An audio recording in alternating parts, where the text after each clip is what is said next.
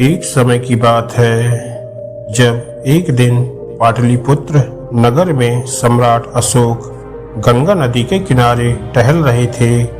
उनके साथ उनके मंत्रीगण, दरबारी व सैकड़ों लोग भी थे। नदी अपने पूरे चढ़ाव पर थी। पानी के प्रबल वेग को देखते हुए सम्राट ने पूछा, क्या कोई ऐसा व्यक्ति है जो इस प्रबल गंगा का बहाव उल्टा कर सके?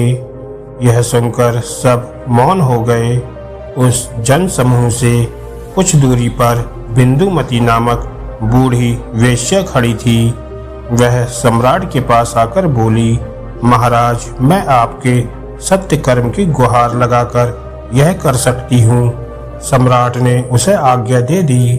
उस वेश्या की गुहार से प्रबल गंगा ऊपर की ओर उल्टी दिशा में गर्जन करते हुए बहने लगी। सम्राट अशोक भौचक्के रह गए। उन्होंने वेश्या से पूछा कि उसने यह अद्भुत कार्य कैसे किया। वेश्या बोली, महाराज, सच्चाई की शक्ति से मैंने गंगा को उल्टी तरफ बहा दिया। आत्मविश्वास के साथ राजा ने पूछा, तुम एक साधारण सी वेश्या हो, तुम तो स्वाभाविक पापी हो। तब बिंदुमती ने जवाब दिया, दुराचारी चरित्रहीन स्त्री होकर भी मेरे पास सत्य कर्म की शक्ति है।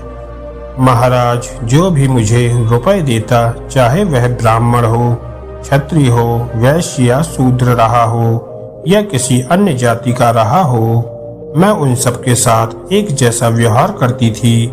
जो मुझे रुपए देते थे, उन सब की एक समान सेवा करती थी।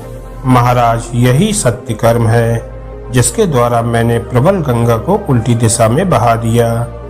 धर्म के प्रति सच्चाई मनुष्य को महान शक्ति प्रदान करती है।